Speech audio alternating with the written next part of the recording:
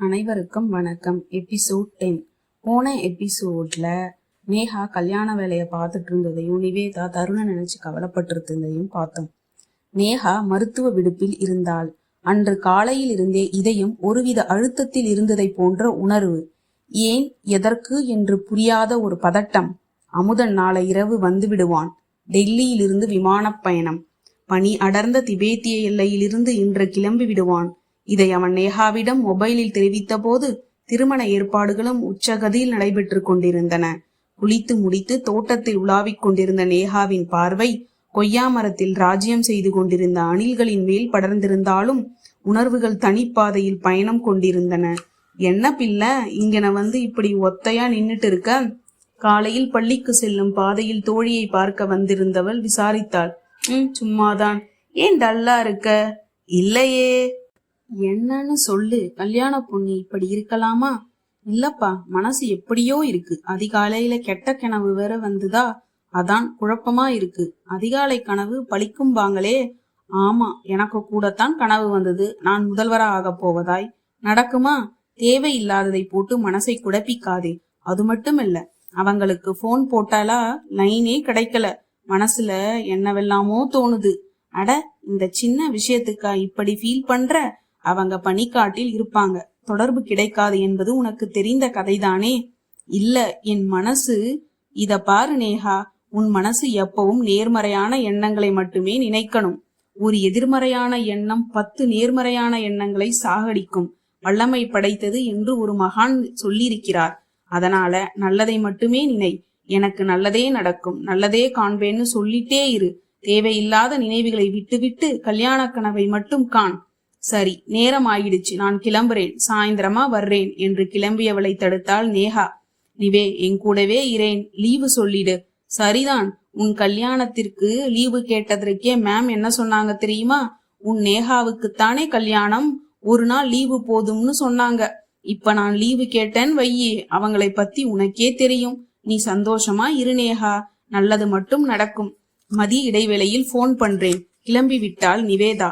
ஒவ்வொருவருக்கும் ஒவ்வொரு மாதிரியான கவலைகள், மனப்போராட்டங்கள். வெளிப்பார்வைக்கு மணப்பெண், கண்ணிறைந்த மாப்பிள்ளை, என்ன குறை என்று பெருமூச்சு விடுபவர்களுக்கு தெரிய வாய்ப்பில்லைதான் மனக்குமுறல்கள்.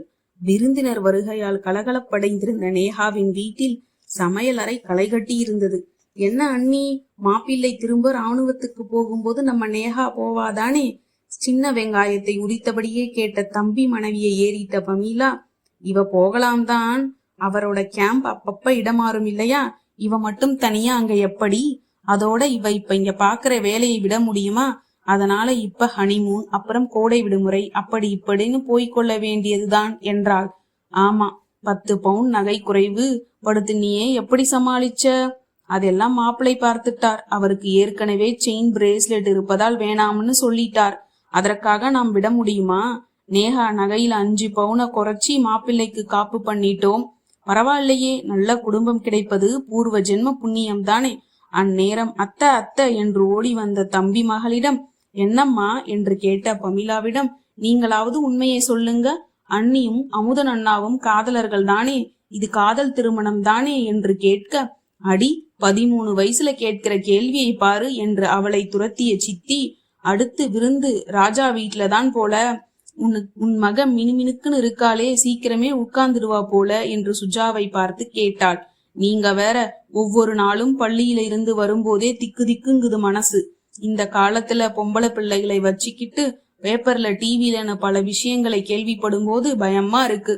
பெண் பிள்ளைகளுக்கு நடைபெறுகிற பலவித இன்னல்கள் நெருங்கிய உறவு உள்ள ஆண்களால் தான் நடக்குதுன்னு ஒரு புள்ளி விவரம் சொல்கிறதாம். எல்லாம் நம்ம கையில தான் இருக்கு.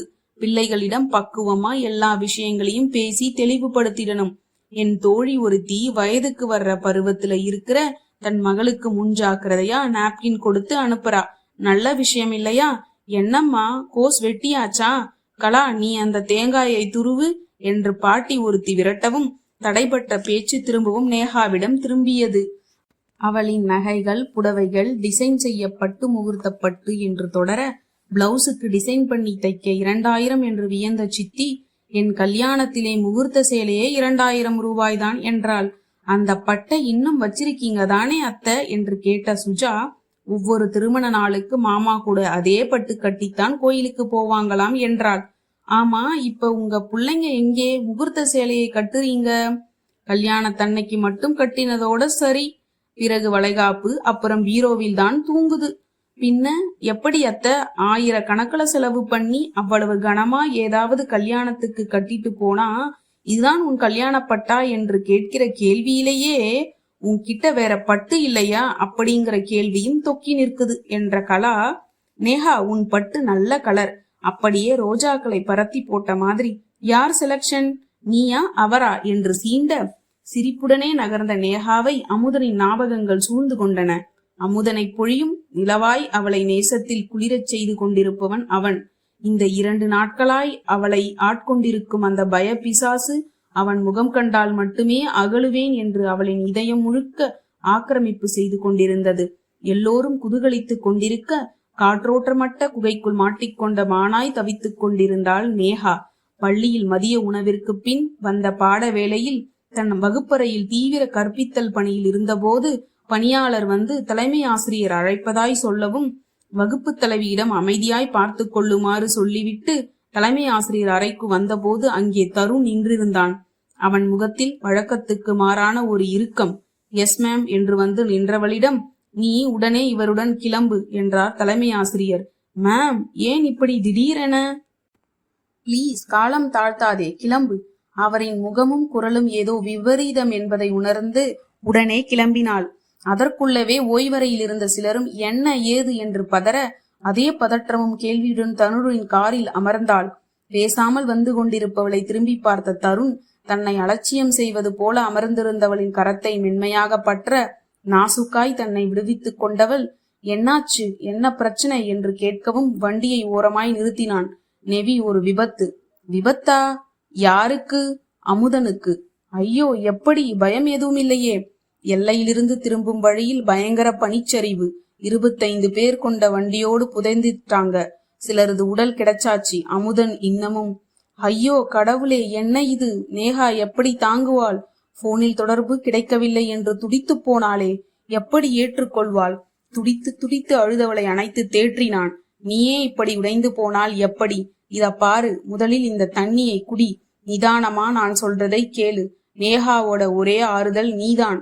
நாம தான் இப்ப அவங்க வீட்டுல விஷயத்தை சொல்ல போறோம். நீ இப்ப தைரியமாய் இருக்க வேண்டிய நேரம். வீட்டை அடையும் வரை குலுங்கி குலுங்கி அழுது கொண்டிருந்தவளிடம், கண்ணை துடைச்சுக்கோ, நீதான் அவளை சமாதானப்படுத்தணும் என்றான். என்னால எப்படி சமாதானம் அடையக்கூடிய இழப்பா இது? வீட்டுக்குள் நுழையும் போதே தன் பலவீனத்தை வெளிப்படுத்தி விட்டாள் நிவேதா. விஷயத்தை தருண் சொல்லி முடிக்கும் முன்பே மயங்கி சரிந்தாள் நேஹா. தொடர்ந்த நாட்கள் யாருக்குமே இப்படி ஒரு நிலை வரக்கூடாது என்று எல்லோரும் சொல்லி ஆதங்கப்படும்படி வேதனையில் மூழ்கி போய் கிடந்தது அந்த குடும்பம். நல்ல வேளை, நேஹா செய்த புண்ணியம்தான் இது.